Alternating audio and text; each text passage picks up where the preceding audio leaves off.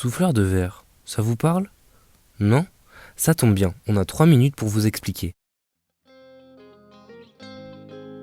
Marie, Anaïs et moi parcourons la France en quête de trouver les métiers les plus fascinants.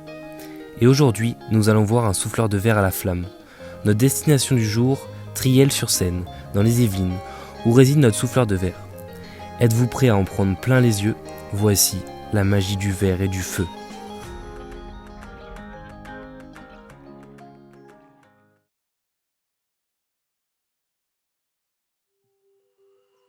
Nous rencontrons Isabelle, l'une des seules femmes à être souffleur de verre à la flamme. Nous avons plein de questions à te poser. Par où commencer? Tiens, dis-nous Isabelle, ton métier, a-t-il connu des évolutions? Depuis le XVe siècle, on travaille un petit peu plus à la lampe, puisque ça a été, le métier qui a été découvert à ce moment-là.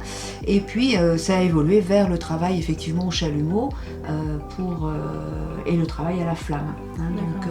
Voilà. Donc là, ce que j'éprouve dans ce métier-là, c'est qu'effectivement, c'est un métier qui est à la fois manuel, puisqu'on travaille bien avec nos mains, mais c'est aussi un métier hautement technique. Isabelle est souffleur de verre depuis 1983. Elle est la première souffleur de verre en verrerie de laboratoire. Mais est-ce que ton métier requiert une technique et une organisation particulière?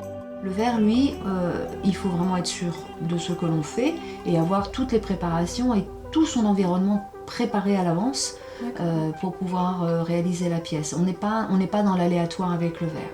Donc on fait d'abord un dessin, effectivement, puis après on étudie, on dissèque ce dessin pour avoir sa méthodologie de fabrication. Ça, c'est vrai que pour ça, le métier reste très très technique, même dans l'artistique.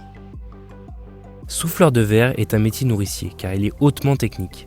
Isabelle a décroché son diplôme après 10 ans d'études. Être souffleur nécessite une concentration à toute épreuve. C'est une passion avant d'être une vocation. Isabelle peut nous le confirmer. Oui, il faut être passionné. Pour ce genre de métier, il faut être passionné. Parce qu'on rencontre quand même dans notre vie professionnelle des grands moments de solitude. Et oui, pour travailler le verre, il faut avoir la tête sur les épaules. C'est un métier qui demande beaucoup de temps et de patience. Souffleur de verre est donc un métier dur mentalement et physiquement.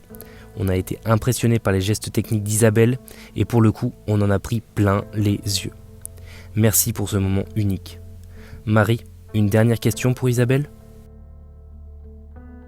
Pouvez-vous définir du coup votre métier en un seul mot? Magique.